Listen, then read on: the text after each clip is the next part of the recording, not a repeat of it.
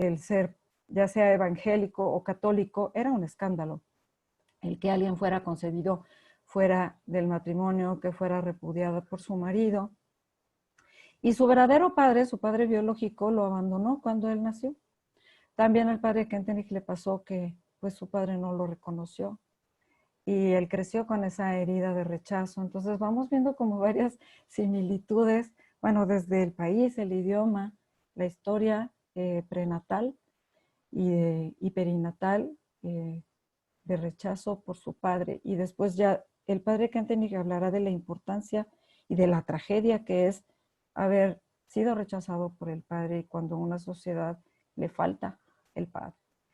Entonces, pues su madre lo cría sola durante los 3 primeros años de vida, aunque también los abuelos estaban presentes, primos, tíos. En el caso del padre Kentenich, en el caso de Erik Erikson, su madre lo cría sola durante los 3 primeros años de vida y después se casa con su pediatra, con el pediatra de Erik, y se mudan al sur de Alemania.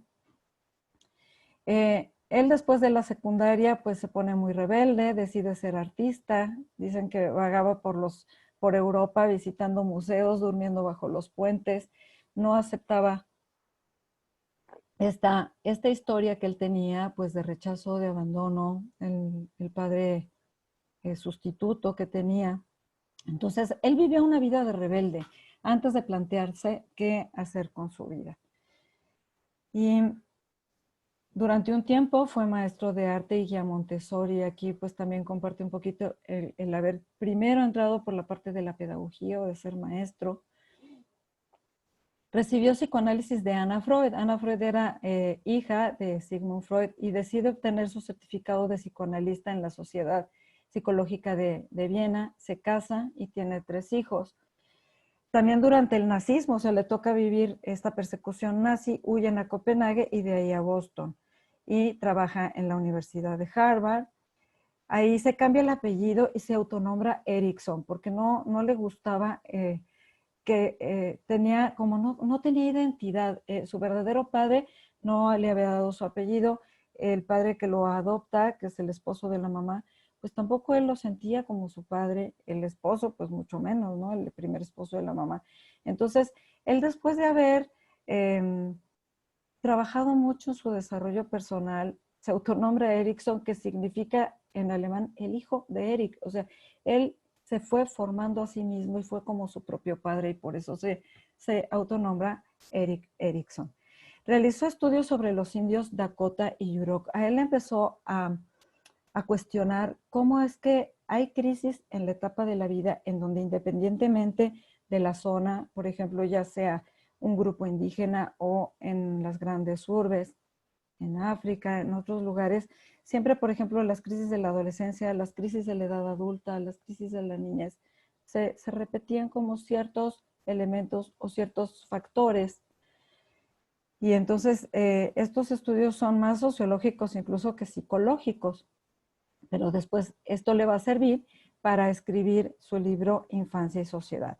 Así como Sigmund Freud había dicho que la infancia es destino, que según cómo hayamos vivido nuestra infancia, eso va a determinar nuestra vida adulta.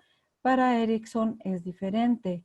En cuanto a su pensamiento, él sí acepta las ideas de Freud como básicamente correctas con respecto a la estructura del yo. Por ejemplo, o sea, sí dice, sí hay un yo, un super yo y un ello, pero él no está de acuerdo en que las personas sean pasivas, esclavas de sus impulsos o instintos, sino somos personas libres, somos activas buscando adaptarnos al ambiente. Y ahí es en donde, en cuanto a su pensamiento, encuentro también una coincidencia con el padre Kentenich en la frase que dice, pues, no queremos esclavos de galera, sino remeros libres, ¿no? Buscar la libertad interior independientemente en cualquier momento de su vida, aun cuando estuvo bajo las rejas, aun cuando estuvo en un búnker, durante muchos días, inclusive sin contacto con ningún ser humano, nunca nadie pudo quitarle esa libertad al padre. Entonces, todos los psicólogos humanistas tienen en común que creen en la trascendencia del hombre y creen en la libertad del hombre. Erickson da mucha importancia a las influencias del contexto. Hay una mutualidad. ¿Qué significa esto? Que así como el contexto en el que yo nazco me influye en mi pensamiento, me influye en mi manera de ser, en mi personalidad, en cómo voy afrontando las crisis, también yo influyo en el contexto por mi acción. Y bueno, y está clarísimo la vida del padre, el cómo afectó su contexto, el cómo cambió la vida primero de ese pequeño lugar en Alemania, de Vallendar, en Schoenstatt, y después en el mundo entero. Entonces, el contexto lo influye primero a él, pero también él después puede dar una respuesta muy potente en el mundo y que llega hasta el día de hoy, cada día con más fuerza. Su teoría del desarrollo de la personalidad es con un enfoque entonces psicosocial. Él habla de las crisis o conflictos en el desarrollo de la vida a las cuales han de enfrentarse las personas.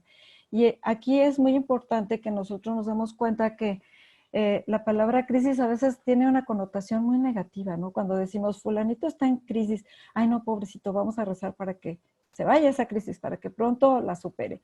Y si no tenemos crisis, si no tenemos ese desequilibrio, y eso también lo decía Piaget, no podremos dar el paso hacia la nueva estabilidad, hacia un nuevo nivel en nuestro desarrollo. Entonces, son buenas las crisis y por eso hasta el ideograma chino para la palabra crisis es el mismo que para la palabra oportunidad. Es una oportunidad de desarrollo.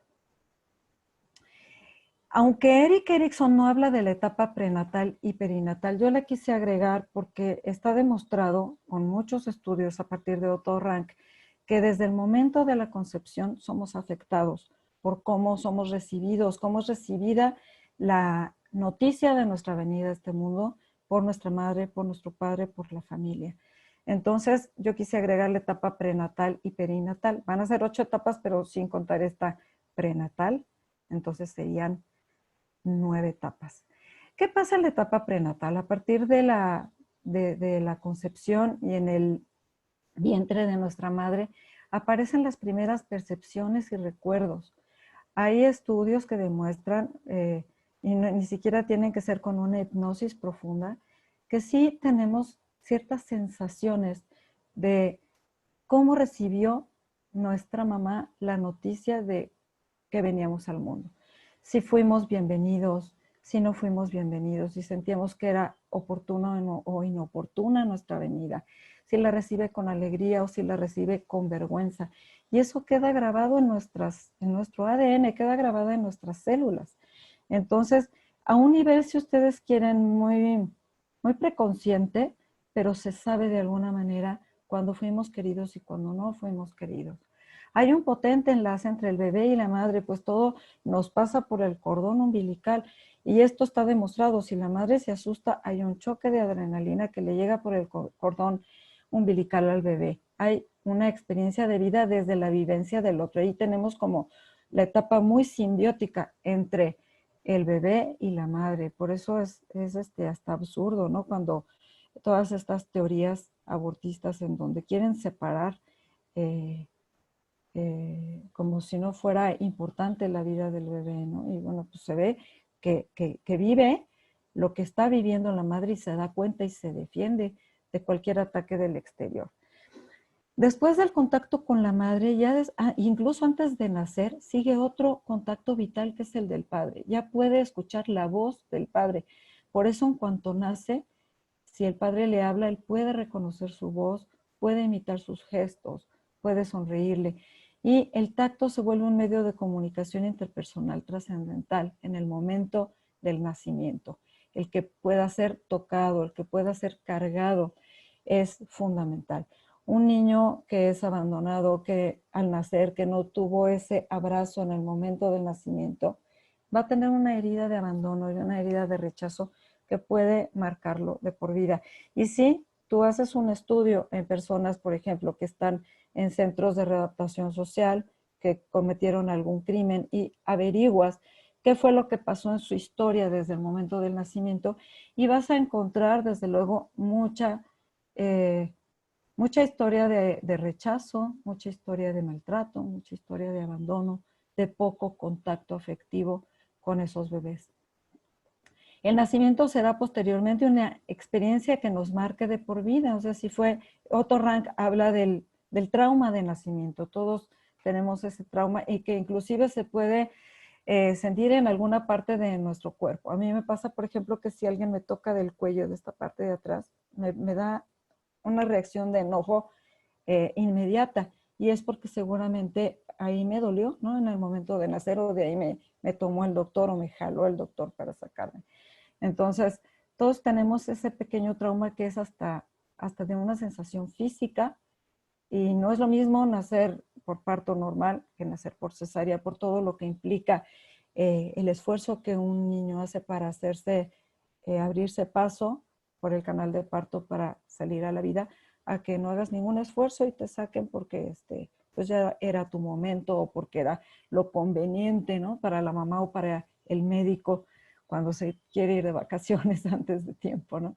Entonces, es muy importante que tomemos en cuenta que esta etapa prenatal y perinatal también puede traernos heridas de la vida y que podemos sanarlas.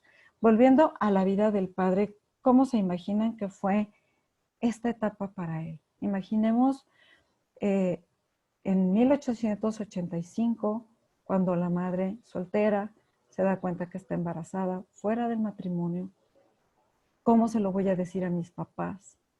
En una Alemania muy moralista, tanto por la parte católica como por la parte protestante, en donde tal vez tuvo que ocultarlo hasta que se le notara, en donde toda esa vergüenza, el que se veía, y en algunos casos se sigue viendo como deshonrar el apellido, deshonrar a la familia, el que si se los cuento a mis papás, a lo mejor me van a correr, el miedo que esto implica.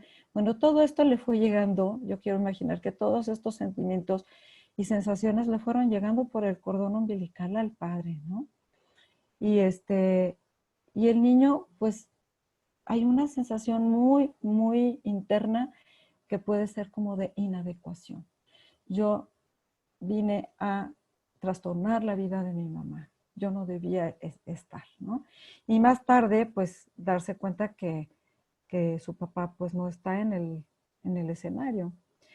Desde el nacimiento hasta los 18 meses hay otra etapa que es la confianza básica versus desconfianza. Aquí sí ya estamos hablando de la teoría de Erik Erikson. Él va a plantearnos el crecimiento por polaridades, es decir, la confianza básica es algo que es como el punto positivo al que yo quisiera lograr en esa etapa, pero que si no lo logro, entonces voy a creer con una desconfianza básica. Y eso se trabaja desde el nacimiento hacia los 18 meses. ¿Cómo se logra? Bueno, esta sensación de confianza que viene y que es física, ¿no? Que proviene de sentirse amado, de sentirse cargado en los brazos de la mamá, en los brazos fuertes del papá, que son diferentes tipos de abrazo, nutrido, que te den el pecho, que cuando tú lloras te atiendan. Eso te hace sentir que eres importante para la vida del otro. Si eso te faltó, vas a crecer con una sensación de que tu vida no es importante, que a lo mejor tú tienes algo de malo, porque pues no te hacen caso, eres invisible, e inclusive puede ser el origen de muchos trastornos, ya no digamos psicológicos, sino también psicóticos, porque es cuando se integra esta confianza básica en que somos vistos, somos queridos, somos nutridos. Se desarrolla este vínculo que será la base para la relación con otras figuras importantes. El que sea como esta simbiosis que sigue siendo a ratos también con la mamá y que es un vínculo muy, muy potente en donde me siento muy querido y eso me va a hacer como lo que me va a nutrir para futuros vínculos en mi vida. Y con el papá también. El bebé depende de la calidad y cantidad del contacto que recibe. O sea, no nada más es la calidad, sino también la cantidad de contacto que recibe. Entonces, todo el tiempo en esta etapa, el bebé necesita sentirse atendido, sentirse visto, que es importante, que se le quiere, que se le atiende. Si el bebé recibe amor y cuidado, sentirá que el mundo es bueno y se puede confiar en él. Pero si le falta, si se siente que llora muchas horas y nadie va por él, que no se atiende sus necesidades básicas, por ejemplo, le dejaron sucio el pañal demasiado tiempo, todavía no desarrolla todo el lenguaje, entonces no puede pedir lo que quiere, hay que estarle adivinando mucho lo que quiere y para eso necesita mucho sentirse observado. Al expresar sus necesidades, la criatura obtiene una respuesta. Esta es favorable, las necesidades se consideran buenas y por ende el pequeño se percibe bueno, valioso y estará listo para asumir los riesgos de la etapa que vendrá. Pero ¿qué pasa cuando, por ejemplo, llora y lo que recibe son nalgadas, ¿no? Entonces, pues él crece sintiendo que sus necesidades no son buenas, que él no es bueno, que él no es valioso, que él no puede asumir los riesgos de la etapa que vendrá. Crece con una falta de confianza. Ahora, ¿qué pasa en esta etapa en la vida del padre? Ciertamente su madre lo amaba, sabemos que lo quería, sabemos que sus abuelos lo querían, lo cuidaban. La madre tenía que salir a trabajar y yo me imagino que el pequeño José debe haber extrañado su presencia, porque no es lo mismo, ¿no? La presencia de la madre, la que te dio el pecho, la que te enseña a hablar, la que juega contigo, a la de los tíos, los primos, los abuelos. Entonces, algo ahí también en cuanto a falta de confianza básica y a todos nosotros, podríamos aquí ir revisando, bueno, a mí qué me pasó en ese tiempo, qué número de hijas soy. A mí me gustaría plantearles este ejercicio, si no lo pueden hacer durante la charla, no importa, pero poderlo hacer después. Y es pintar una línea de la vida y ir marcando, yo hice la del padre Kentelik, no sé si se ve, ¿no? Ir marcando cada una de las etapas y cuáles fueron los sucesos importantes que pudieron habernos marcado y con los que vamos a poder después trabajar en una sanación tanto emocional como espiritual. Aprende a recibir, todavía no desarrolla la capacidad de dar. O sea, un niño en esta edad está para recibir.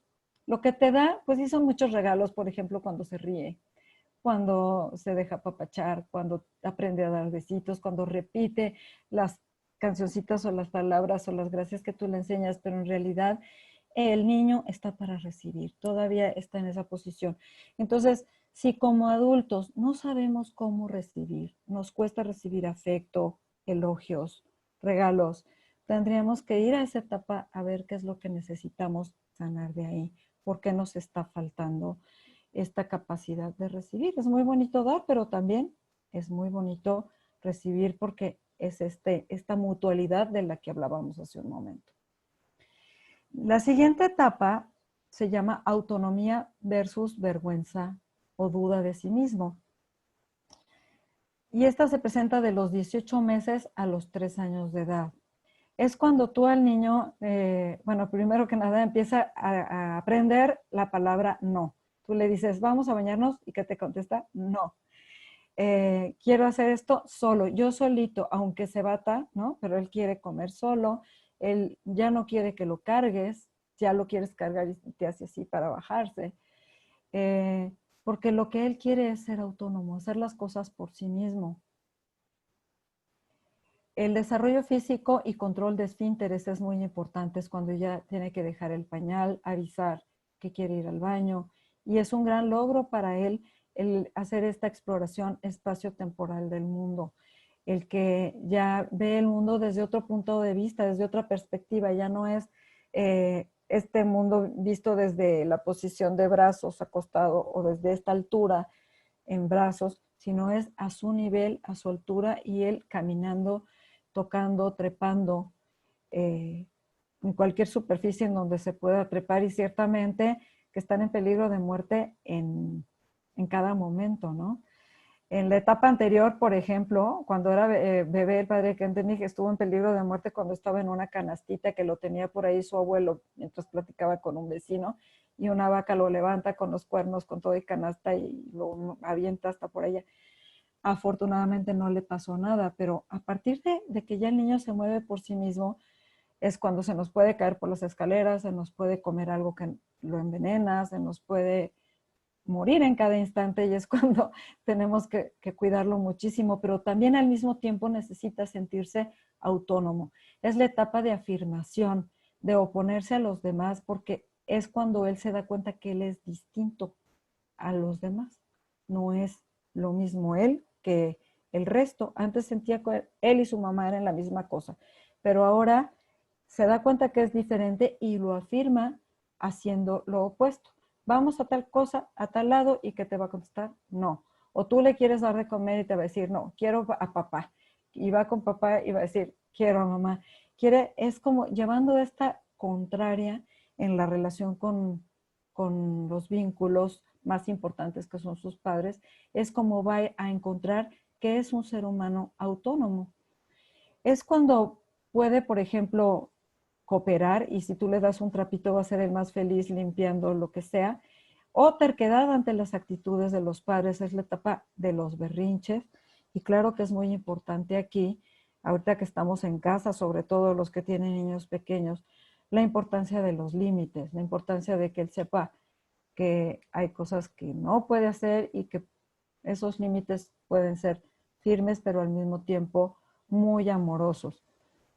Si tú lo haces sentir inadecuado o lo maltratas o abusas de él en este momento, él va a crecer con vergüenza de sí mismo, va a sentir con una sensación de inadecuación.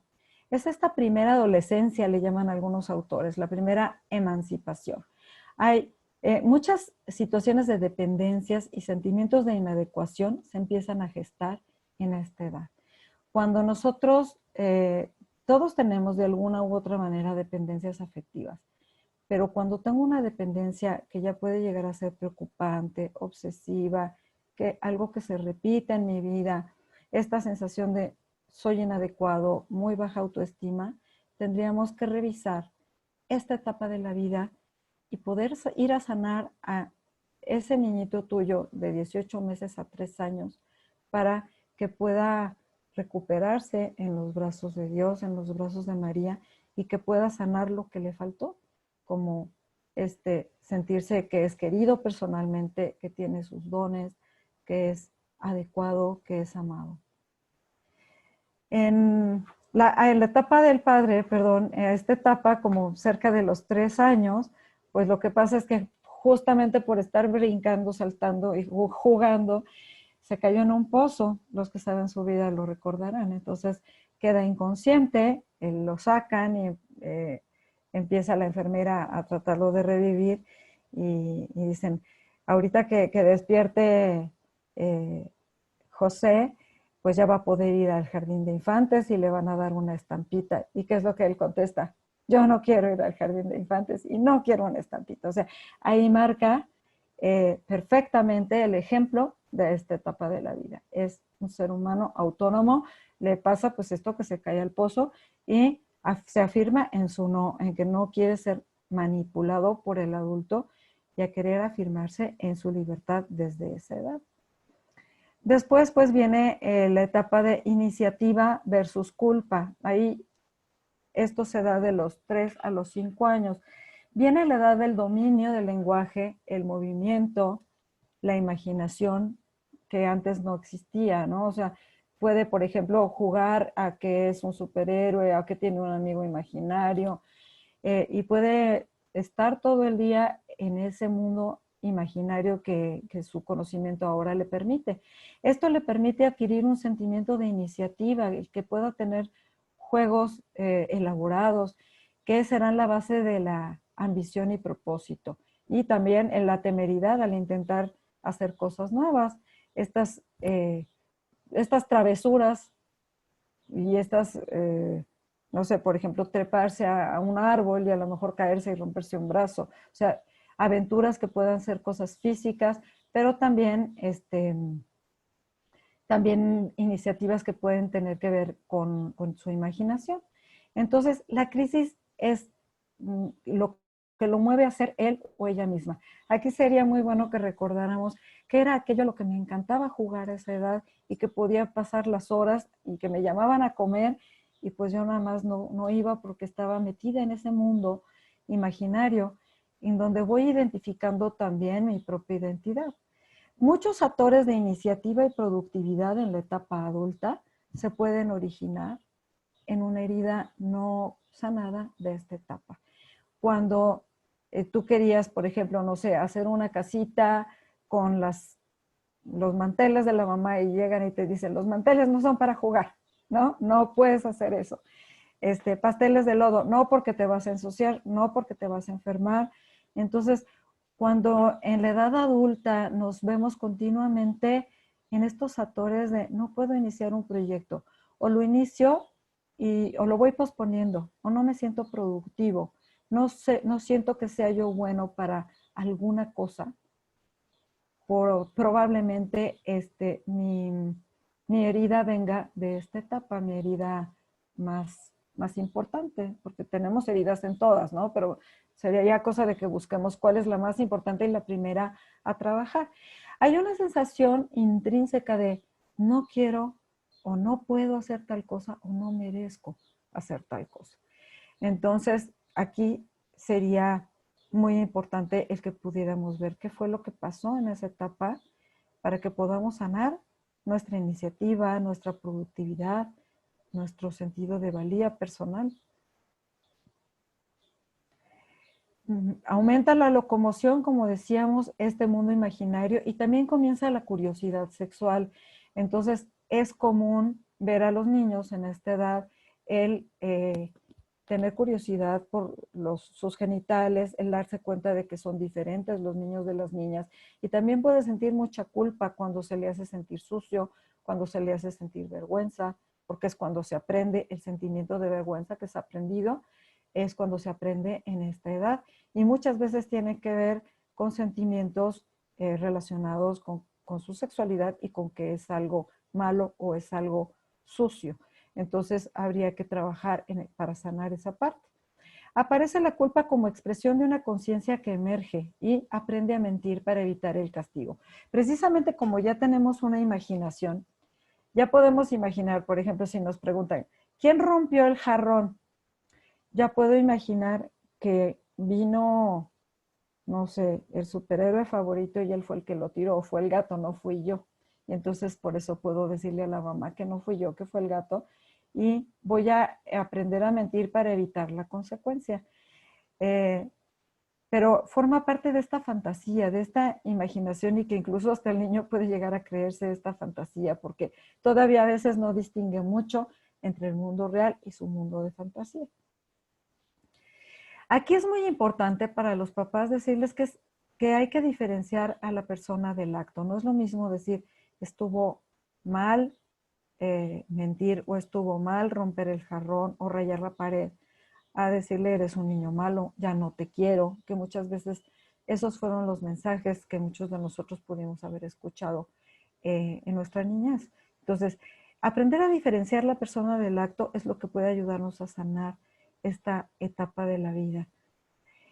En la vida del padre, pues no hay mucho más. Yo me imagino que también en esta etapa pues seguía jugando. Sí hablan algo en su biografía que les gustaba subirse, que los regañaba el sacerdote porque les gustaba subirse a jugar en el techo de la iglesia donde fue bautizado San Cuniberto, y salían corriendo, o que podían haber a lo mejor entrado a tomar frutos de algún árbol, de algún jardín.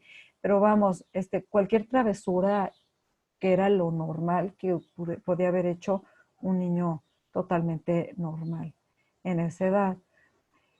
La siguiente etapa, laboriosidad versus inferioridad, es la etapa que va de los 6 a los 12 años. Aquí aprendemos todo lo que somos capaces de hacer, aprendemos el valor del trabajo. Es cuando vamos ya nosotros a la escuela primaria, aprendemos a leer, a escribir, aprendemos muchas habilidades, las herramientas de la tecnología. Hoy en día los niños ya te saben usar la computadora, la tablet. el teléfono con muchísima facilidad. Entonces, todas las labores que se aprenden a esta edad y que nos hacen sentir orgullo por nosotros mismos.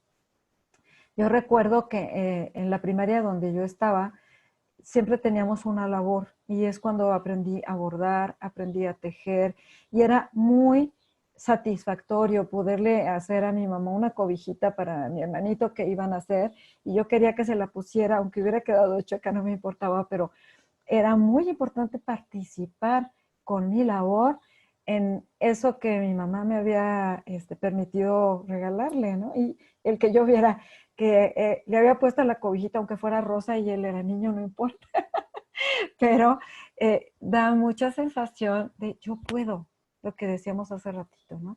Entonces, para los niños en esta época de pandemia, de verdad, yo les sugiero, déjenles trabajar, déjenles que descubran el valor del trabajo, que hagan labores en los que ellos van a ir identificando cuáles son sus cualidades, cuáles son sus dones y que más adelante les van a ayudar para poder definir su propia identidad, poderla, pues descubrir su misión y hasta la santidad. Entonces, por eso es tan importante que podamos, lo que decía hace ratito, no estorbar para que se pueda ir concretando el que una etapa, una crisis se supere de una manera satisfactoria. Si el niño sabe que puede ser laborioso, va a ser un ser humano, un adulto trabajador y va a confiar en sus propios proyectos y le va a ir bien en lo que haga porque va a creer en él.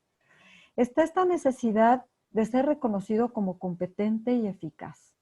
Es todo el tiempo, no sé si se recuerdan las que somos mamás y que nuestros hijos no hace tanto tiempo que fueron chiquitos, que todo el tiempo te preguntaban, ¿cómo lo hice, mamá? ¿Lo hice bien?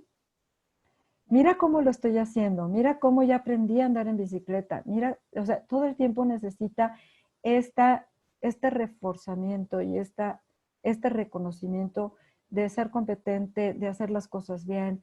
Es ansioso por hacer, compartir y planear. Entonces, el que tú le digas, no para manipularlo, sino que realmente para que él pueda sentirse útil, es a ti te va a tocar poner la mesa hoy, a ti te va a tocar hacer el agua y qué rica te quedó, o el postre, separar la basura, tantas cosas que un niño de 6 a 12 años puede hacer por la familia y que a veces las mamás nos sobrecargamos y que a veces los sobreprotegemos porque creemos que no son cosas propias para un niño y no sabemos el daño que les estamos haciendo para su vida adulta cuando les evitamos crecer en lo que pueden crecer. La frustración constante y el fracaso llevan a la sensación de inadecuación y sentido de inferioridad que distorsiona la visión de la vida. Pienso aquí, por ejemplo, en aquellos niños que reprueban una y otra vez matemáticas o alguna materia que se les dificulta y que se les obliga y que no se les observa a ver cuál es el sistema pedagógico más adecuado para que él pueda aprender y que pueda superar esta sensación de inferioridad o esa sensación de fracaso o de inadecuación que puede afectarle para toda su vida. Entonces, acompañarlos mucho en este aprendizaje con paciencia, con nuevos métodos, con nuevos apoyos, puede ser muy importante. Insatisfacción con sensación de no hacer las cosas bien de acuerdo al criterio del maestro o del grupo. Cuando tienes una mala calificación, cuando no te quieren en el equipo porque no sabes hacer las cosas bien, pues puede ser un dolor muy grande. Y bueno, hoy en día que ya se habla del bullying, antes no, ni siquiera se le conocía y menos con ese nombre, pues puede afectar muchísimo la vida de un niño. ¿Qué nos pasó en esa etapa? ¿Qué sucedió? Si además fue una etapa en donde nuestros papás se divorciaron o hubo problemas, pues esta parte de sentirnos bien en nuestra autoestima, de ser laboriosos, puede salir afectada. Tendemos a compararnos con los demás niños. Si percibe que no sobresalimos en algo, corre el riesgo de sentirse inferior, de decir, pues, ¿qué tengo yo de malo? Porque él sí puede y yo no. ¿Qué es lo que pasa en la vida del padre en esta etapa? Bueno, primero, estando en la escuela, un día el maestro le dice que por qué le hicieron la tarea, porque su tarea evidentemente llevaba una parte hecha con una letra que no era la suya. Y él, muy confiado en sí mismo, porque no mentía, responde, no, yo nadie me ayudó, yo no copié la tarea. Y el maestro lo regañó y él lo soportó con todo estoicismo, y después la prima le dijo, sí, es que yo te borré algo y lo escribí con mi letra. Y de ahí no pasó, pero sí lo vivió, esto de pues no sentir que había sido un buen niño delante del maestro, ¿no? Y bueno, ¿cómo se habrá sentido cuando a los 9, todavía no cumplía los 9 porque los cumplía hasta noviembre, y en abril de ese año lo deja su mamá porque ya no podía cuidarlo, porque sus abuelos ya no podían cuidarlo, porque era la única manera como podía tener una mejor educación, lo deja en el orfanato de San Vicente. Él debe haber tratado de entender, pero yo no estoy tan segura hasta dónde realmente comprendió en ese momento la decisión de la mamá. Sí vio que lo dejó frente a la mater, que le dijo a la mater, ahora sé tú, su mamá, y eso sí se lo tomó él muy en serio. Más emocionalmente, yo me imagino, en el fondo, tiene que haber sentido, ¿por qué otros niños tienen un papá y yo no? ¿Por qué otros niños pueden quedarse con su mamá y yo no? ¿Por qué tengo que estar aquí? ¿No? Y esta sensación de sentirse, a lo mejor yo tengo algo de malo, a lo mejor yo soy inferior a los demás, y tener que aprender a trabajar en eso. Lo que lo salva es ese amor grandísimo a la mater, y que la mater se lo toma muy en serio desde ese momento y va educándolo, va acompañándolo para que no se sienta solo, pero si no hubiera podido llegar a ser una persona muy diferente de la que se convirtió después. Más adelante vendrá, de los 12 a los 18, otra etapa que se llama identidad versus confusión de roles, que va de los 12 a los 18 años. Aquí es cuando vamos preguntándonos estas clásicas preguntas de ¿quién soy? ¿Qué estoy haciendo en el mundo? ¿Hacia dónde me dirijo? Son preguntas fundamentales que nos hacemos en la adolescencia, y además también pues viene mucha rebeldía, es como la segunda emancipación que tenemos en esta etapa, en donde lo que buscamos es encontrar nuestra propia identidad. Viene la definición vocacional. Cerca de esta edad, el padre, un poquito antes, desde los 11, cuando hace su primera comunión, él sabe que quiere algún día llegar a ser sacerdote, y la mamá le dice, por supuesto que no, o sea, a lo mejor lo vio muy chico para tomar una decisión tan grande y tan importante. Se va identificando qué quiero hacer en el mundo. Y estamos debatiéndonos entre seguir siendo niños o irnos convirtiéndonos en adultos. Y esto pasa en todas las culturas, en todos los lugares, hasta, bueno, Aristóteles hablaba de los adolescentes de su época que se sentaban con las piernas abiertas, que no respetaban a los adultos y que hablaban utilizando palabras soeces y vulgares, ¿no? Nada que se distinga mucho de lo que vivimos hoy en día también con muchos adolescentes. Entonces, sí es algo que se va viviendo como de fijo. Hay una crisis de identidad en esta edad. Es el riesgo de ser lo que otros esperan de mí. Es, a ver, atiendo la expectativa, lo que espera de mi mamá, lo que espera mi papá de mí, o me comparo. Cuando no se superó la etapa anterior, voy a compararme. Entonces voy a querer ser como mi hermano mayor o mi hermana mayor, y voy a competir, pero no voy a ser yo mismo. O lo opuesto de lo que se espera de mí, ¿no? O sea, porque lo que busco es mi propia identidad. Entonces, si no puedo ser el niño bueno, pues voy a ser el niño mal portado, el niño malo. Eso me sonó una alarma, perdón, para ir checando los tiempos y no pasarme. Lo que habrá sentido el padre, por ejemplo, aquí también, cuando él quiere ser sacerdote, pero sabe que por ser hijo natural no va a poder entrar en cualquier seminario. Entonces, el único que lo pueden aceptar es con los palotinos y es para que se vaya de misionero a África. Todo lo que le pasa con sus crisis de salud física, que pudo haber dicho qué mala suerte, no voy a poder cumplir mi sueño, y después darse cuenta que pues, gracias a que no tuvo buena salud y no se fue de misionero a África, es que se queda en Schoenstatt y que funda el movimiento. Entonces, no sabemos lo que pasa, lo que va a pasar con una circunstancia hasta que la vemos en retrospectiva y nos damos cuenta de que a la larga esto fue bueno para nosotros. Aquí, ¿qué tenemos que hacer en esta crisis? Pues ser tolerante conmigo y ser tolerante con los demás.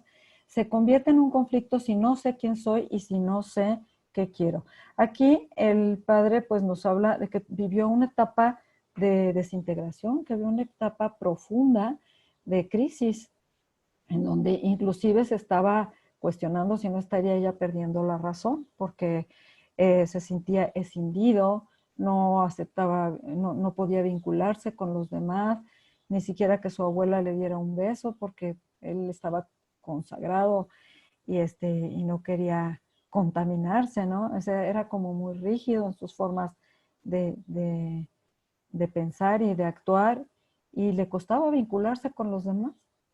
Entonces, es una etapa difícil, se cuestionan los valores familiares, se revelan o desechan la imagen de Dios y encuentran la propia. Aquí, por ejemplo, algo que le pasó al padre también es que no lo dejaban ordenarse porque hubo una votación de 3 votos en contra y 2 a favor de que se ordenara, porque lo veían muy rebelde. No sabían cómo iba a reaccionar ya después de ordenado.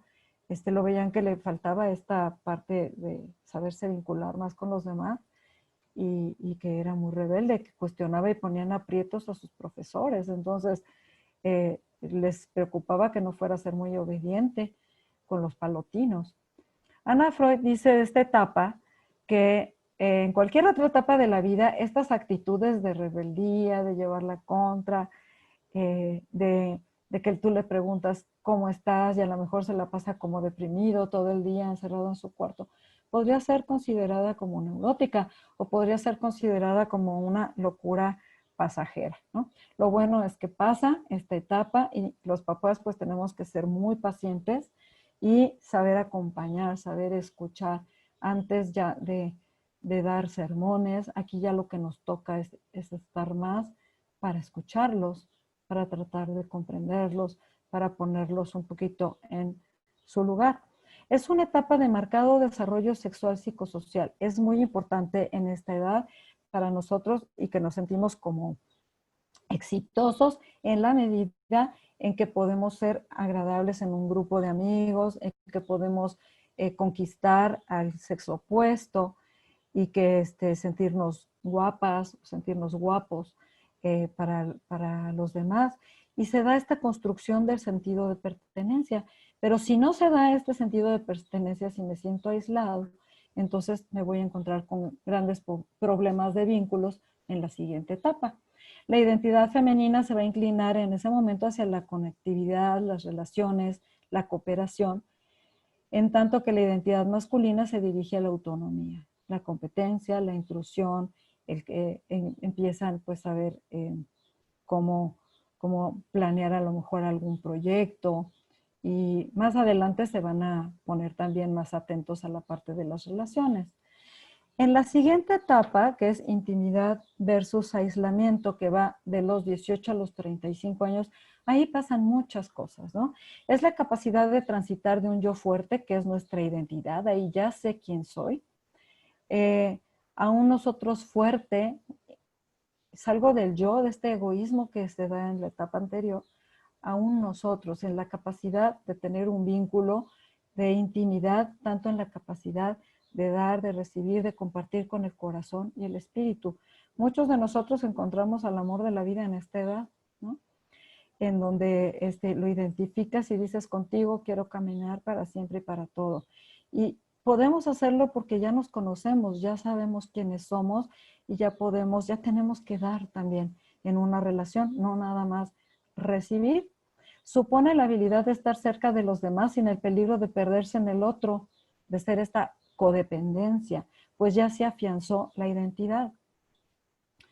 El riesgo de promiscuidad es lo que se da cuando no se integra bien esta etapa. El riesgo del desafío a la auténtica intimidad, que es cuando, bueno, pues contigo, con cualquiera, la infidelidad, las relaciones superficiales, pues mientras dure el enamoramiento o mientras dure el aspecto social, el aspecto sexual.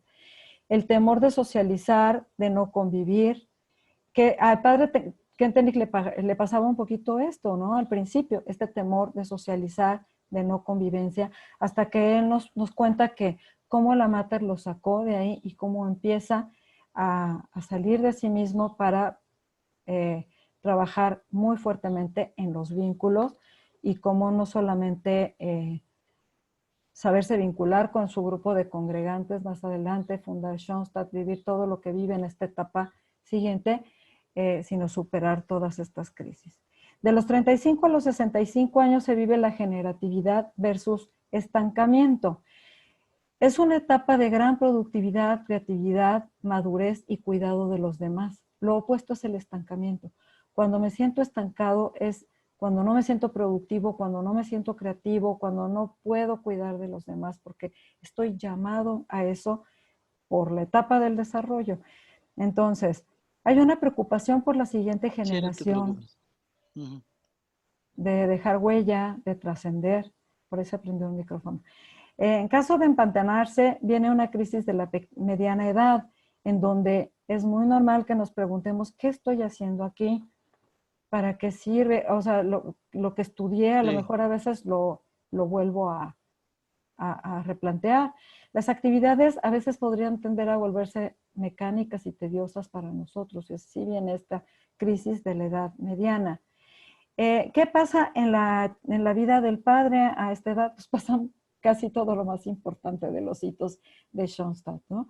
Primero, bueno, desde la etapa anterior ya había fundado con los primeros congregantes, ya había hecho la alianza de amor, le toca vivir pues la Primera Guerra Mundial, le toca vivir Dachau, todo lo del campo de concentración.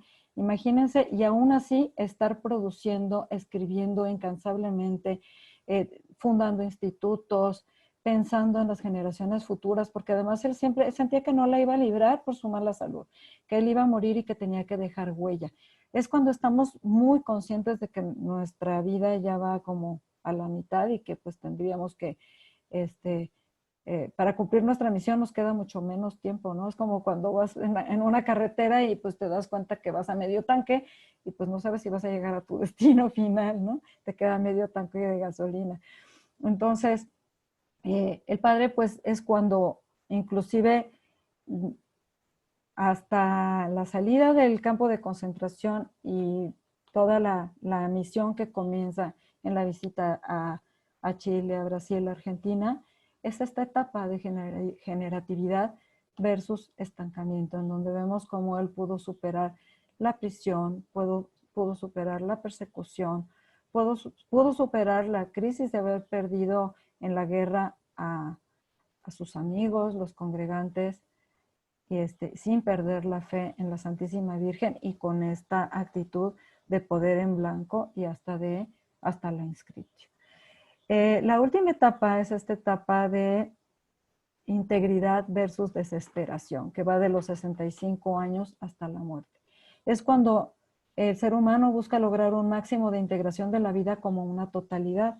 Es la etapa de cosechar todo lo que se sembró en la vida, seguridad, armonía, espiritualidad y orden. Es cuando se da la plenitud de los valores y satisfacción.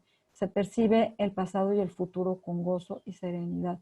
De verdad es una etapa de una gran sabiduría que ojalá que todos pudiéramos valorar a nuestros ancianos, porque tienen mucho que mostrarnos, y aunque a veces es curioso cómo la memoria les puede fallar para lo inmediato y te pueden contar que ya no se acuerdan si le apagaron a la olla de los frijoles o no, pero se acuerdan perfecto de todas las etapas de su vida y te pueden contar anécdotas precisas de cada uno de sus recuerdos, porque es cuando tenemos esta posibilidad de reeditar nuestra historia y resignificarla.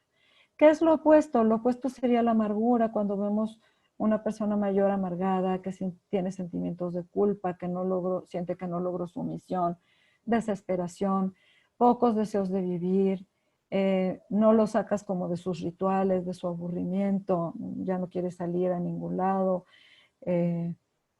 no lo haces que se flexibilice o que se adapte a las cosas. Es cuando están en esta fase de la desesperación. Hay preocupación por la muerte, inclusive hay personas que tienen el anhelo de la muerte y continuamente repiten, ¿por qué Diosito no se acuerda de mí? ¿Por qué no me lleva? ¿No? También hay una preocupación por el pasado. ¿De verdad me siento pleno de lo que he hecho con mi existencia? Sobre todo si cometí errores, si yo abandoné a mi familia, si yo no les tuve suficiente cuidado, pues hay muchos remordimientos que aquí habría que sanar. Entonces, en la vida del padre, pues va desde la carta perlonga que pone y todo lo del 31 de mayo, el exilio, 14 años en Estados Unidos, la vuelta al terruño en 1965 y cómo Dios le permite gozar de los frutos de lo sembrado durante toda su vida, viendo cómo había crecido su familia, el volver a Schoenstatt y una muerte en olor de santidad en 1968. Feliz, realizado, rodeado de su familia y todavía preocupado por ejemplo, que los padres de Schoenstatt tuvieran una casa, que fundaran el instituto. O sea, preocupado de cada uno de sus hijos como un verdadero padre. Él como, vamos a revisar cómo fue ese proceso de curación que él aplicó a su vida, que podemos eh, retomar como las etapas y que podemos aplicarlo a nuestra propia vida. Primero que nada, ya después de que hayamos hecho este ejercicio de nuestra línea de vida y donde identifiquemos una herida, es revivir lo acontecido sin minimizarlo ni maximizarlo. Cuando lo maximizo, lo dramatizo, ¿no? Entonces puede ser doloroso ponerme otra vez en la misma situación con los sonidos, las palabras, las sensaciones y sentimientos frente a un tú significativo. Para esto sirve la psicoterapia o un confesor con el que pudieras hacer una confesión general, que te sientas escuchado en toda una de estas etapas. Aceptar que sí sucedió, así fue. El padre Kentenich retoma una frase de San Agustín, que es: lo que no es asumido no puede ser redimido. En psicoterapia también decimos: lo que no es reconocido y aceptado tampoco puede ser sanado. Entonces, sí, reconozco que esto me pasó, tal como pasó, es mío, me pertenece.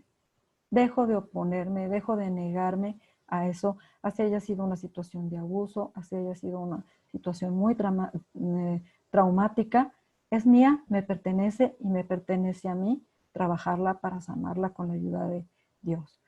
Buscar el sentido que tiene ese suceso para mí. ¿Cuál es el mensaje? ¿Qué me dice? No hay nada peor que el sufrimiento sin sentido. Y declarar a Dios inocente de mis males, porque muchas veces el atore que nos viene es: ¿por qué Diosito me mandó esto? Entonces, declarar a Dios: tú no eres inocente de lo que a mí me pasa, tú has estado acompañándome conmigo en cada uno de estos momentos, eres mi aliado, eres mi aliada, la Virgen, y ayúdame a ver cuál es el mensaje para mí, cuál es el sentido, porque en ese sentido está también mi misión. ¿Cómo me hubiera gustado que fueran las cosas? Es la cuarta pregunta. Y poder hacer este ejercicio inclusive por escrito. Ahí es en donde voy a descubrir el propósito, donde voy a descubrir la misión. Yo me imagino que el padre Kentenich, cuando respondió esta pregunta, su misión: ¿cómo me hubiera gustado que fueran las cosas? Ahí descubrió: pues me hubiera gustado tener un padre que me amara, tener un padre que me reconociera, que me educara, que estuviera con él. Esto va a convertirse ahora en mi tarea. Ahora yo voy a ser un padre para muchos. Eso que yo necesité, ahora yo lo doy. Y no solamente va a dar su paternidad como la del padre Kentenich, sino que según el testimonio de quienes lo conocieron, va a ser el reflejo de la paternidad de nuestro Padre Dios. Quienes platican, mientras yo preparaba este tema, que estuve viendo algunos videos de testimonios de gente que lo conoció, y cuentan cómo era estar a su lado, era esta sensación de respirar el amor del Padre Dios. Esa era su misión. Si cada uno de nosotros puede descubrir en nuestra herida principal cómo me hubiera gustado que fueran las cosas y descubro el propósito para que sea mi tarea y puedo empezar a darle al mundo en esta relación de mutualidad que proponía Erickson aquello que yo necesité, entonces no solamente voy a sanar yo, sino que voy a sanar a mi mundo alrededor y eso me va a acercar, desde luego, hacia la santidad. Esto se llama resiliencia, cuando puedo superar el sufrimiento y el trauma y puedo volver a vivir con mucho más fuerza, con todos los dones que Dios me dio y ahora poderlos ofrecer hacia los demás. Pues yo les agradezco mucho la paciencia por escuchar, es un tema largo, yo lo sé. Vamos a pasar a la parte de las preguntas. Y les voy a dejar un ratito esta bibliografía, aun cuando va a quedar, decía Mayita que va a quedar la plática colgada en YouTube y que van a poder ver algunos libros que les recomiendo leer, que son muy interesantes, además de las biografías del padre, que está ahí, Rebelde de Dios y Un Padre para Muchos, que tiene muchos de los eventos que fuimos aquí contando y que nos pueden ayudar para seguirlo viendo a él como nuestro ejemplo y seguir rezando por su pronta canonización. Muchas gracias por escuchar. Muchas gracias, Miriam, muy enriquecedora, de verdad. ¿Alguien quisiera o tiene alguna pregunta, algún comentario, una inquietud de alguna de las etapas de vida, de la forma de curarse, algún comentario de vida que quisiera tener la oportunidad? Sí, hola, soy Fátima. Quisiera hacer una pregunta. Dentro de los seres, dentro de los humanos, ¿hay como etapas o a lo mejor hay personas que tuvieron 2 o 3 etapas que no la fluyeron de la forma correcta y esto les ha... o de acuerdo a tu experiencia, ¿qué ha sido como un caso como más complicado o qué es como lo más común? Mira, a ver, todos tenemos cosas que sanar en cada una de las etapas porque pues somos vulnerables, no somos perfectos, pero siempre vamos a encontrar una herida que nos habla en nuestra historia porque se repite continuamente. Es en aquello que se repite y no vuelve a doler, es lo que me habla de la herida que primero tengo que trabajar. Así como fuimos revisando la vida del padre, vemos que en cada una de las etapas pues sufrió mucho. La verdad es que tuvo una vida muy sufrida y sin embargo pudo ir superando cada una de ellas. Sin embargo, su herida primaria yo creo que es la que él mismo reconoció, que fue la falta de un padre y es lo que lo hace al convertirse en un padre. Entonces, yo aquí lo que sugeriría es ir trabajando primero lo primero. En el enfoque Gestalt, que es la terapia que yo manejo, es lo que trabajamos. O sea, no trabajamos la historia de la persona con un orden, sino cómo va surgiendo en la conciencia. Lo que hay que trabajar es lo que se va atendiendo, porque es lo que está decimos, es lo que nos hace figura, lo que está en nuestra atención más inmediata. Y una vez que sana eso, va a ir surgiendo por nuestra sabiduría organísmica en la que confiamos, va a ir surgiendo el tema que sigue, así hasta que hayamos integrado cada uno de estos temas.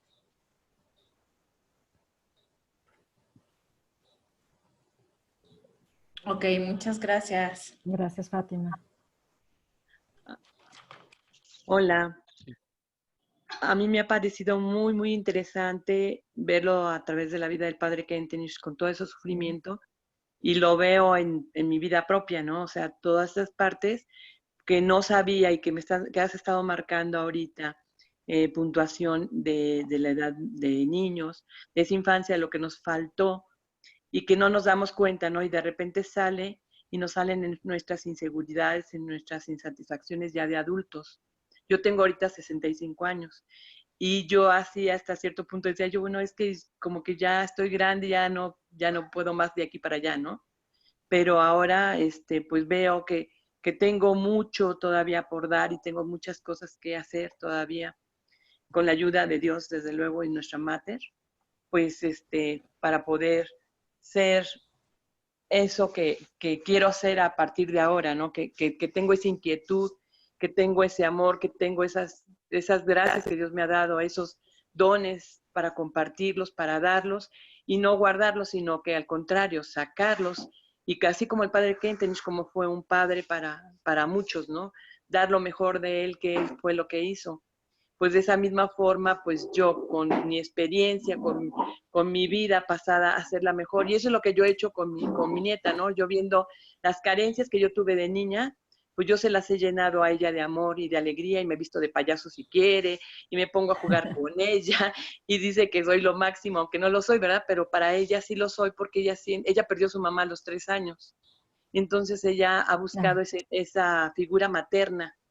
Entonces yo le he dicho que soy su abuela, ¿no? Que soy su abuelita y que pues no inspiro a ser su mamá, ¿no? Jamás, pero se la encomendé a la madre y le dije, mira, tú tienes una madre que es la madre y ya se la mostré y ha sido muy hermoso porque inclusive ahora que estuvimos con lo del santuario, ese hogar que estamos conquistando, ella vino aquí a casa, entonces yo le quería explicar y resulta que me fui a la cocina y cuando regresé, ella había puesto ya el santuario porque era lo del Corpus Christi, y ella había puesto ahí la Biblia, me la cerró, me dice, perdón, te cerré tu Biblia, no sé dónde la estabas orando.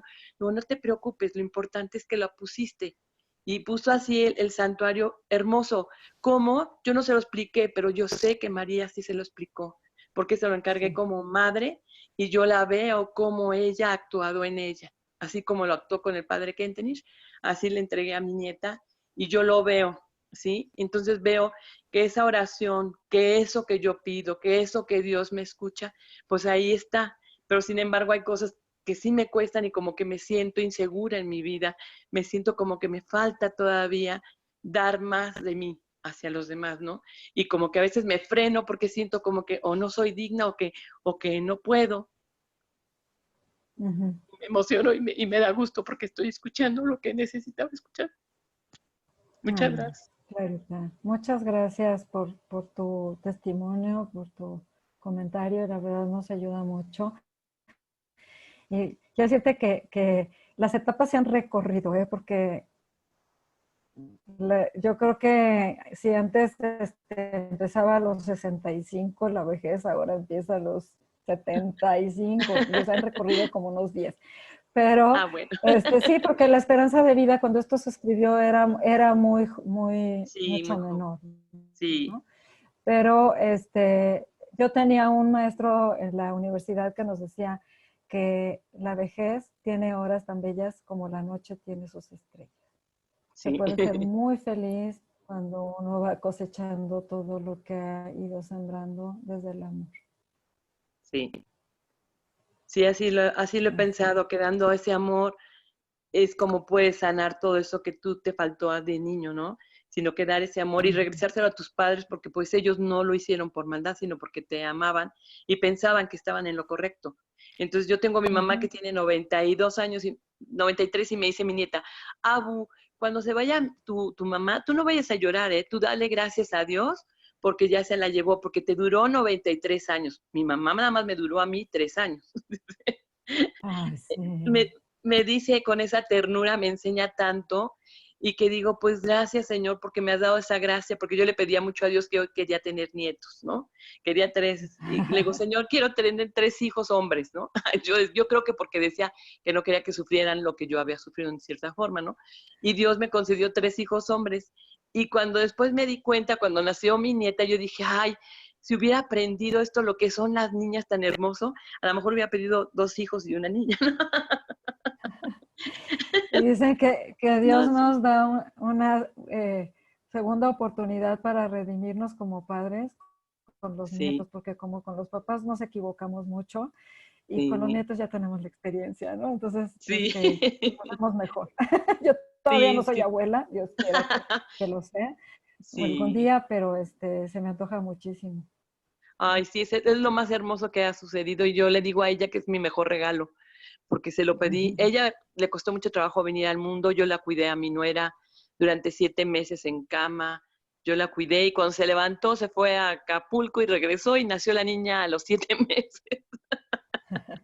Entonces, pues Dios tiene sus caminos y nunca se equivoca y pues yo soy la más feliz ahora que la tenemos, mi esposo y yo somos muy felices con nuestra nieta, con nuestros hijos, tenemos 3 hijos maravillosos, muy hermosos. No fuimos los mejores padres, ¿verdad? Pero pues quisimos, intentamos y nos esforzamos por serlo. ¿Quiénes son los mejores padres? Yo creo que ninguno. Todos Solo Dios, ¿verdad? aprendemos. Sí, somos como nos toca hacer, ¿no? Como lo mejor que tenemos en nuestros corazones. Sí, Muy así es. bien.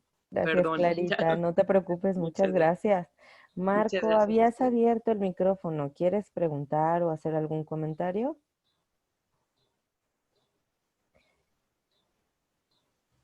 Y Miriam, en el chat nos preguntan cómo sanar algún evento o que va relacionado a una etapa inicial de vida. Por ejemplo, hablabas de etapa de 18 meses a 3 años. Ujú, O sea, ¿cómo sanas una herida de esa etapa? ujú. Bueno, se sana en terapia, desde luego, se sana mucho con oración también, con oración de sanación. En este libro Iba a hacer una pregunta, pero en este libro que les ponía de cómo sanar las 8 etapas de la vida, vienen muchos ejercicios de oración de sanación. Y este tema de sanando las 8 etapas de la vida, lo dimos 2 veces como retiro de fin de semana con el padre Darío, hace ya unos años. Ojalá que lo pudiéramos reabrir, porque es ir trabajando cada una de las etapas con oración de sanación y con acompañamiento de psicoterapia. Entonces, es una tarea personal, pero con la ayuda de profesional y con la ayuda del sacerdote también se avanza muchísimo. Uh-huh. No sé si te respondí. Muy bien. Gracias. Preguntan, bueno, dice que gracias por la charla, le ha movido cosas em, de las diferentes etapas de su vida con las que tiene que trabajar y llegar en un momento indicado para mejorar, ¿no? Muchas gracias por la charla. ¿Alguien más que quiera hacer algún comentario o pregunta?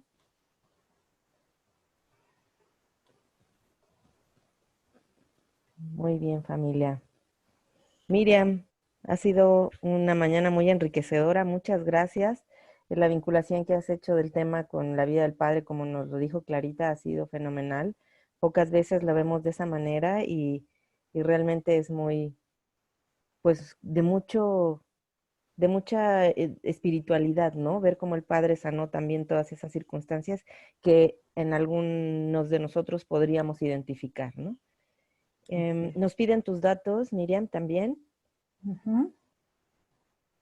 Ok. Ahorita perdón, yo tengo una pregunta. Ah, muy bien, Cari, adelante. Bueno, en el caso de cuando adoptas a un niño que obviamente fue rechazado por sus padres, ¿hay forma de llenar esa herida ahora por los papás adoptivos? Mira, sí, el amor es amor incondicional y claro que nutre muchísimo el tener quien te haya querido y quien haga esa función como padre. Al niño adoptado sí le tocará sanar su relación con sus padres biológicos que por alguna razón no pudieron quedarse con él. Y eso también se trabaja con psicoterapia, se trabaja con oración de sanación. Y a los papás biológicos les toca agradecer por ese niño que les fue dado. Les toca agradecer a esos padres biológicos que gracias a ellos ustedes les dan la posibilidad de ser padres. Y yo sí soy de la idea de que el niño debe reconocer la verdad, porque por esto que hablábamos del trauma de nacimiento, el niño intuye. el no Gracias. decirle la verdad de No te alguna manera, preocupes. desde mi punto de vista, No te preocupes. es un tipo de abuso, ¿no? Entonces, trabajar siempre con la verdad, el que sepa como parte de su identidad, cómo fue su historia, me parece que es importante. ¿Ya qué edad recomiendas que sea como la terapia? Cuando surja la crisis, cuando Ajá. surja la pregunta, no hay que adelantar preguntas. Ajá. Si surge a los 14, a los 14, si surge a los 18, a los 18. Cuando surja el tema, la pregunta, la inquietud por su propia identidad, que muchas veces buscamos encontrar nuestras raíces en esa edad, en la adolescencia, estar abiertos a poder platicar con él sin temor al dolor. Puede llegar a ser muy liberador. Ok, gracias. Gracias a ti. Gracias, Sí, Karina. Kika. Tenemos otra pregunta de Kika.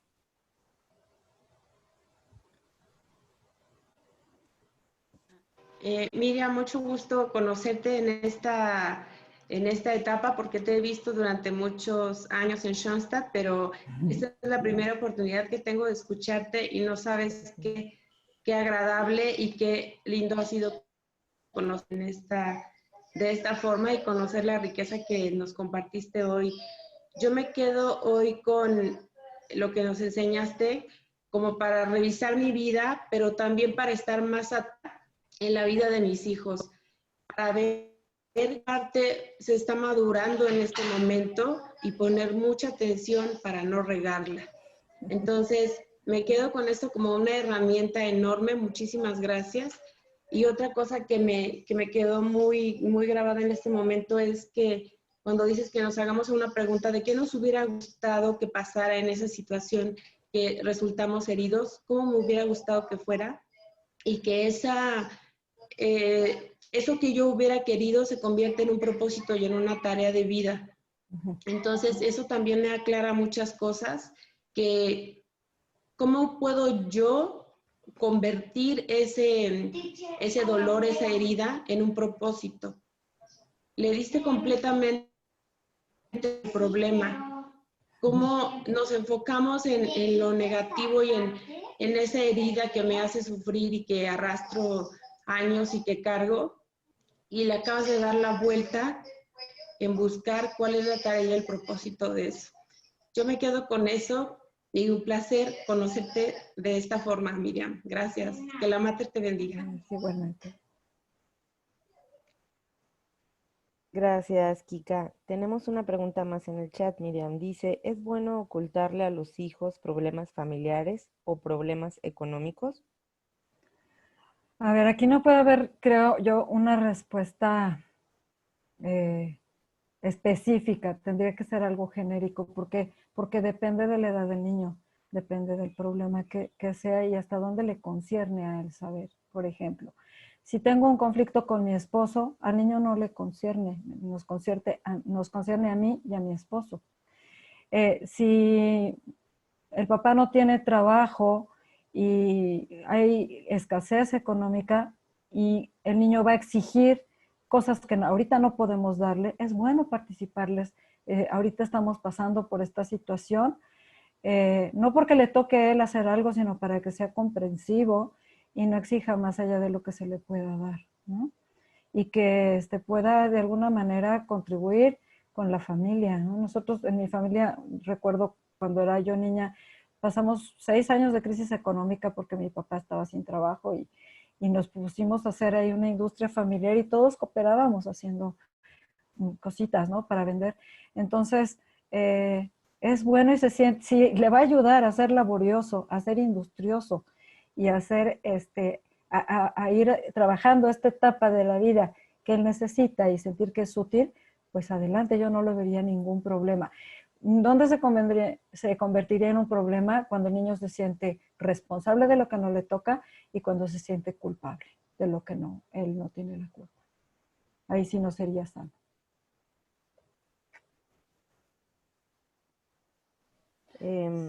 Sí. Nos dice que se refiere a que hay personas que por no querer que sufran sus hijos, les ocultan todo. Sí. Hace ratito mencionaba que ocultarles todo a los hijos o mentirles con una realidad que no es una forma de abuso emocional. Entonces, no es saludable. No es saludable. Muy bien. Uh-huh. Gracias, Miriam. ¿Alguien más? ¿Alguna otra intervención? ¿Pregunta? Es ahora, nuestra especialista está aquí. Muy bien, familia, pues muchísimas gracias, Miriam. De verdad ha sido una mañana muy, muy interesante, de mucha apertura para muchos de nosotros.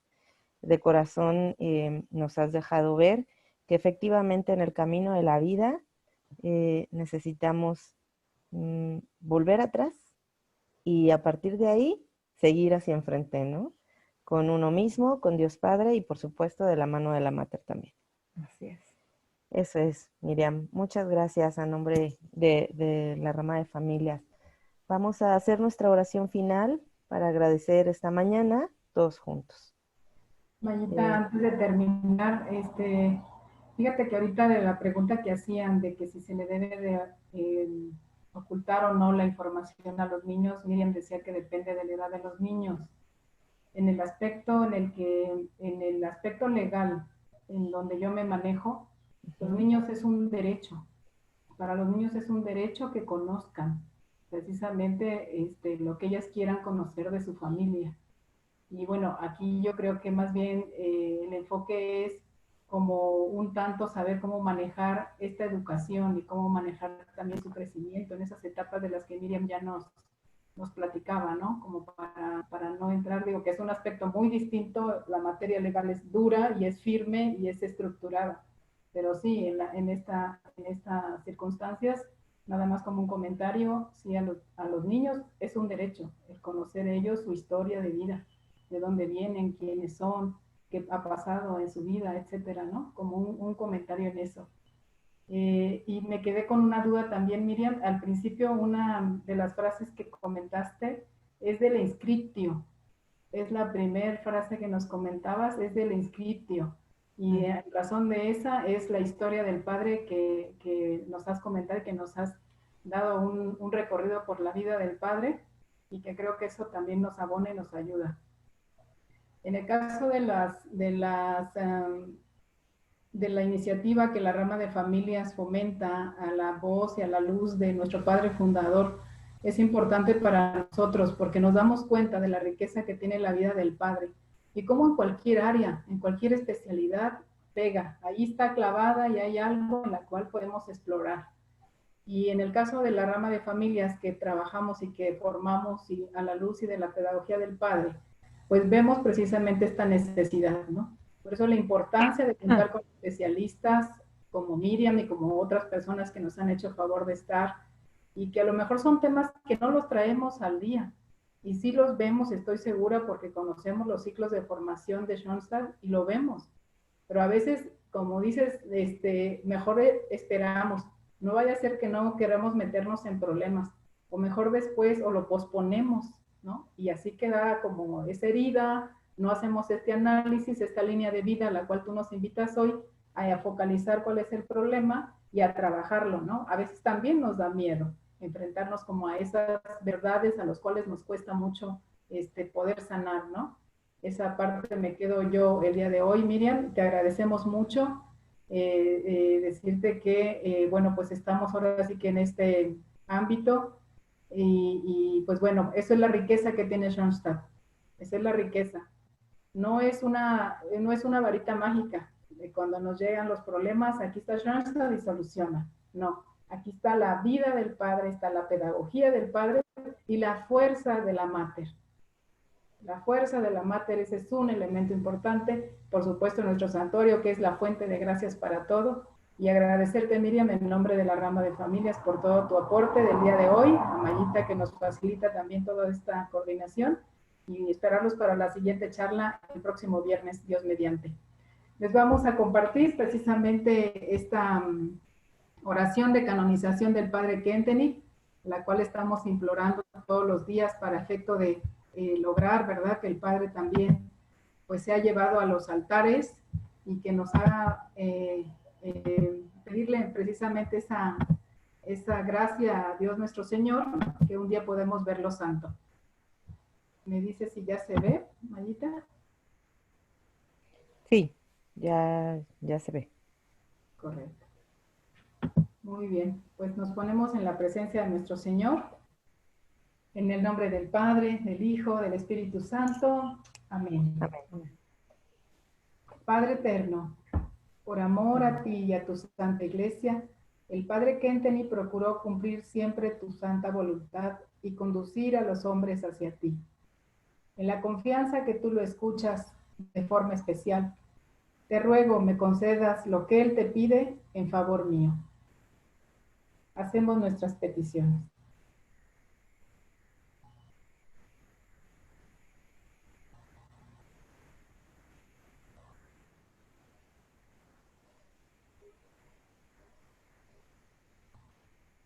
Te pedimos especialmente un milagro para la pequeña Emma, Padre, que la rama de familias implora para ella en su situación de salud y de vida.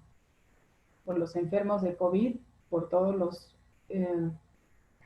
servicio médico, hospitalario y todas las personas que están atendiendo esta pandemia, por la rama de familias, por los nuevos jefes de rama y por todas las necesidades que tenemos los que hoy nos hemos congregado. Sana, Señor, nuestras heridas y ayúdanos, por favor. Imploramos por la intercesión de María, la Madre, Reina y Victoriosa, 3 veces admirable de Schoenstatt. Te ruego le regales pronto la gracia de su canonización y así pueda colaborar aún más fecundamente en la obra de tu Hijo Jesús para gloria tuya. Amén. Con Cristo su Hijo, nos bendiga la Virgen María. Muy bien, cerramos con una canción. Venga.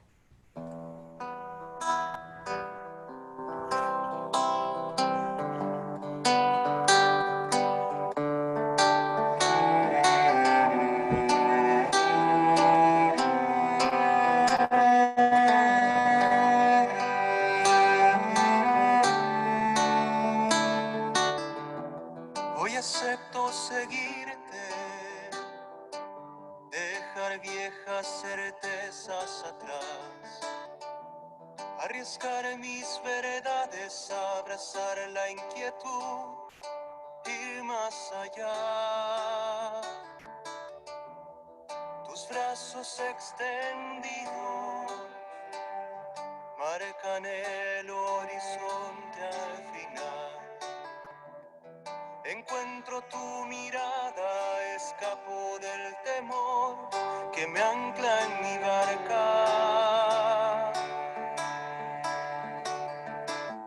Pero dudo y espero que el viento sople menos, que el sol alumbre más.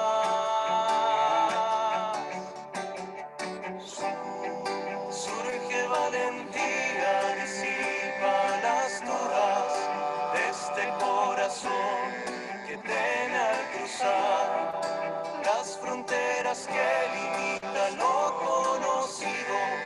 Allá mar adentro sobre el agua camina.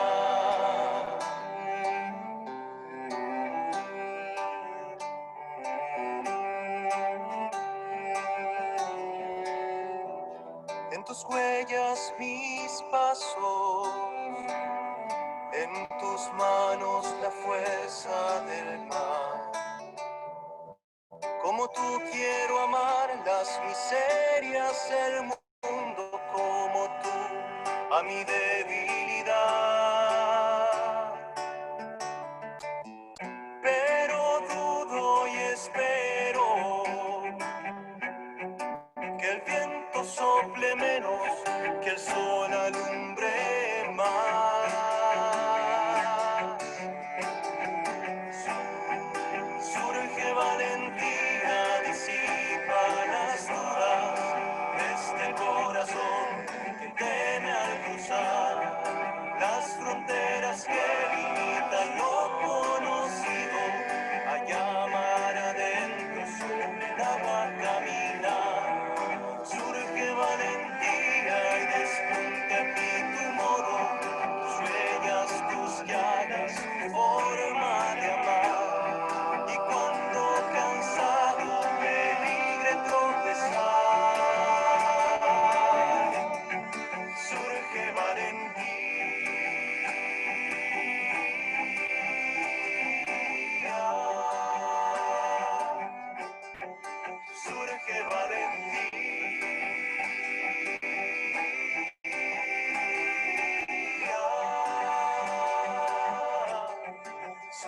de valentía.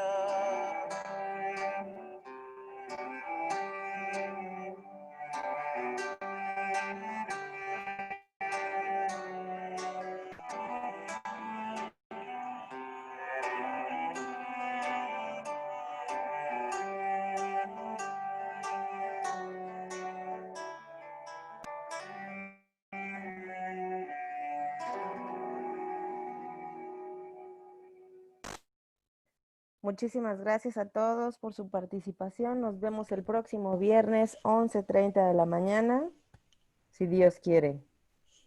Saludos y gracias a todos, hermanos. Un aplauso. Bravo, bravo. Bonito viernes. Felicidades a todos.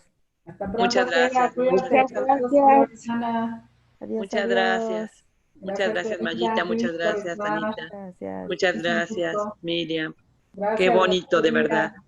Muchas gracias, de verdad, Hijo, por adelante. compartir. Bien. Gracias. Muchas bendiciones y que Dios y la Mater los siga bendiciendo. Ay, Gracias, Cari, Miriam. gusto en verte. Sí, mi Cari. Igualmente, mucho gusto en verlos a todos. Qué gusto, Cari. ¿Cómo Bien. están? Bien, bendito sea Dios, todos bien. ¿Ustedes cómo están? También, gracias a Dios. Ahí vamos. Saludos a Félix, por favor. Sí. También para Bonito. Octavio. Sí, Un saludo gracias. a todos. Miriam, también saludo a tu esposo. Gracias. Esposo también. Gracias. Bueno, si no me necesitan más, yo me despido. Sí, no, muchísimas Muchas gracias. gracias, Miriam. muchas gracias. Cuídate mucho, Pues estemos gracias. con ayuda. Gracias por la invitación. Cuídate mucho. Cuídate Gracias. mucho. Hasta pronto. Qué gusto.